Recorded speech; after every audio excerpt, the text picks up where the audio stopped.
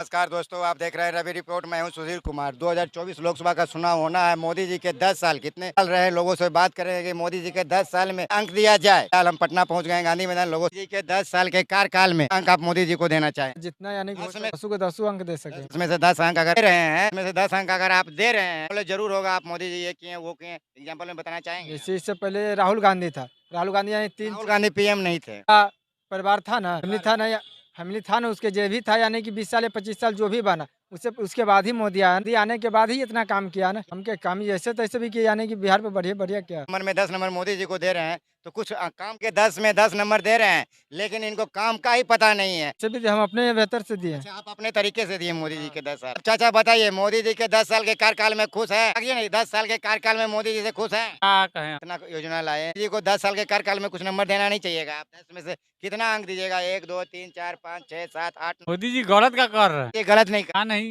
क्या नहीं सही किए हैं। बहुत चीज है कि बहुत के राशन से पहले से राशन मिलता है कि थोड़े शौचालय मिला है? पहले हाँ बनबे किया इससे 2 साल पहले सबका घर घर। आपको मिला चाचा? हम्म। इसलिए मोदी जी को कई नंबर दे दीजिएगा, आप ही बताइए। 5-6 तो दे देंगे। अच्छा, 5 6 दीजिएगा। देखिए चाचा, 5 6 मोदी जी के कार्यकाल में बिल्कुल देंगे। वो पता है कि मोदी जी के कार्यकाल में ये काम हुआ है, इन्हें 5 6 नंबर मिलना चाहिए। हाईवे रोड बन रहा है, 4 लेन बन रहा है, 6 लेन बन रहा है, और क्या मतलब विकास हो रहा है। इससे पहले कहाँ हो रहा था? कांग्रेस में लूटपाट सब शुरू था। आप सर मोदी जी को 10 साल के कार्यकाल में कितना अंक देना चाहेंगे सर? 10 में 10 पर ही काम है उनका। जो डिजिटल डिजिटल इंडिया का जो है, आज जो कहीं भी हम कहीं भी जाते हैं, डिजिटल इंडिया एक ऐसा चीज़ है कि माने कि पहले क्या था कि हमारे पास पैसा नहीं रहता था, तो हम कहीं भी पेमेंट नहीं, मोबाइल है, हम कहीं भी गए डिजिटल इंडिया के माध्यम से हम पेमेंट। तो बताइएगा जिस इधर सुनिए, लोग कह रहे हैं कि मोदी जी को नहीं चुनना चाहिए, तो उनके लेवल में आखिर है कौन? हम किनको चुनेंगे? अगर हम उनसे परेशान भी है तो हम किनको चुनेंगे? उनके लेवल में हमको लग रहा है दूर दूर तक कोई है ही नहीं। कोई है ही नहीं है, तो आप किनको चुनिए? जितना कहिए उतना कम, उतना कम। तो आइए रहे हम कहेंगे तो नहीं आएंगे, वो आ ही रहे हैं। हमारे कहने से ना आ जाएंगे, नहीं आती हो फिक्स है। हमारे कहने के मतलब क्षेत्र का एक इलेक्शन अलग होता है, सेंट्रल का इलेक्शन अलग होता है का होता है। आखिर मोदी जी को नहीं देगा तो लोग किसको देगा? एक होना ना चाहिए। अब लोग कहेगा राहुल गांधी और मोदी जी में अभी अगर मोदी जी को अगर टक्कर दे भी सकते हैं फ्यूचर में, अरविंद केजरीवाल की पार्टी और कोई और कांग्रेस का भी आज जो लोग कह रहे हैं कि मोदी जी तानाशाह या कुछ, कांग्रेस की देन है। मैदान इनका सपाट है, पूरे खाली है। अगर कोई तरह का काम नहीं भी करते, इनका मैदान खाली है। विपक्ष में कोई मजबूत रहेगा तब, बस कोई ऑप्शन भी नहीं है कि मोदी जी के अलावा नहीं कि अगर ये आम आदमी पार्टी आएगी, इस कहाँ से कहानी मोदी जी गए फिर योगी जी आ जाएंगे, ये जाए तो फिर योगी जी आए। तब तक हम लोग का जीवन खत्म हो जाएगा। तो जीवन खत्म हो जाएगा, 35 साल में हम लोग जीवन खत्म हो जाएगा। तो देखे बात खत्म। अगला पार्टी को देखने का हम लोग का नसीब भी नहीं, कौन आया, नसीब भी हम लोग को नहीं मिला। साफ साफ कह रहे हैं कि 15 20 साल और भाजपा ही रहेंगे। योगी जी रहेंगे धरती पर, मोदी जी से भी बेस्ट पीएम साबित होंगे योगी जी, योगी आदित्यनाथ जी। इनसे बेस्ट आज तक फ्यूचर में कभी नहीं हुआ वैसा साबित। अब सर मोदी जी के 10 साल के कार्यकाल में कितना अंक देना चाहेंगे सर? 8 साल के कार्यक्रम को जितना भी दिया जाएगा कम में 10 देना चाहेंगे? 11 तो नहीं देंगे, 10 में 10 देंगे। और उनका कार्यक्रम का तुलना करना है तो 2010 का पहले देख लीजिए। 2010 से पहले जब कांग्रेस पार्टी का शासन था तो खाली घोटाला, 13 में था, 13 तक कांग्रेस का था। उसमें देखिए तो कि कौन का कितना घोटाला हुआ। देश का सारा पैसा लूट लिया गया, कोई कुछ नहीं कर रहा। जो सरकार था, जिसको जो पोर्टफोलियो मिला सब अपना अपना लूट रहा, कोई देखने वाला नहीं है। प्रधानमंत्री बना दिया गया, उनको कुछ बोलने का पावर नहीं। प्रधानमंत्री थे और राहुल गांधी फाड़ कर बिक रहे, नियम है, उसका संविधान नहीं है। कहते हैं कि कांग्रेस का जो है सो कौन प्रधानमंत्री, हाँ मिली जुली सरकार होगी तो हाँ भ्रष्टाचार हो ही करेगा। कोई भी सरकार हो, लेकिन वो बहुमत का सरकार भी सरकार बने, बहुमत का सरकार बनना चाहिए। हम लोग शिक्षक थे, 2005 के पहले हम लोगों को बैठने का जगह नहीं था। स्कूल खपड़ा तपड़ा सब टूटा हुआ तो पेड़ तौर अभी बोरा बिछा करके पढ़ा। 2005 के बाद थे सर आप? हम आरा जिला में पढ़ाते थे। आप रहते हैं? पूछ रहे हैं सर, आप बोले सर आरा जिला में पढ़ाते थे। आरा जिला में किस गांव में पढ़ाते? पवना बाजार है मिडिल स्कूल, बहुत बढ़िया है। जाकर अब देखिए, अब उस समय का हाल देखिए और आज का हाल। कहाँ स्कूल नहीं बना हुआ है, को बैठने का जगह नहीं है। एक बात थी कि पढ़ाई में कुछ ढिलाई हो गया, तो भी आकर के अब सुधर रहा है। उस समय तो कुछ है ही नहीं था। लोग जाते थे रास्ते में तो डर लगता था कि पहुंचेंगे स्कूल में कि नहीं पहुंचे, मुड़ के जाता। बात बताइए चाचा, बिहार से इस बार कितना सीट देंगे भाजपा को? बिहार से तो पब्लिक को देना है। अब अगर अमन चैन खुशी से रहना है तो जो बढ़िया काम करे उसको देना चाहिए। कितना सीट देना चाहिए? मैं लोकसभा की सीट 40 है सर। भाजपा को कितना जाना चाहिए सब हम कहे कि पार्टी पॉलिटिक्स पर न जाए। अंदाज तो सर, तो जितना देना चाहिए उतना दे दीजिए। मतलब 40 में 40 में 40 में मिल जाए तो बात ही है। मैं 40 से मतलब नहीं है।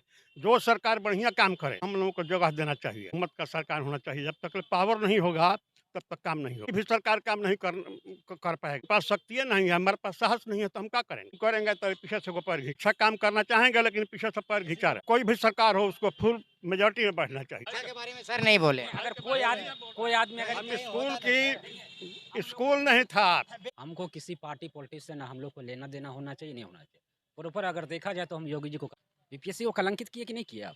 30 से 32 नंबर में लोग टीचर बना दिया, तो अब क्या हुआ? ये बीपीएससी क्या हुआ? कलंकित किया। अब कोई कहेगा कि हम ये कर दिए वो कर दिए।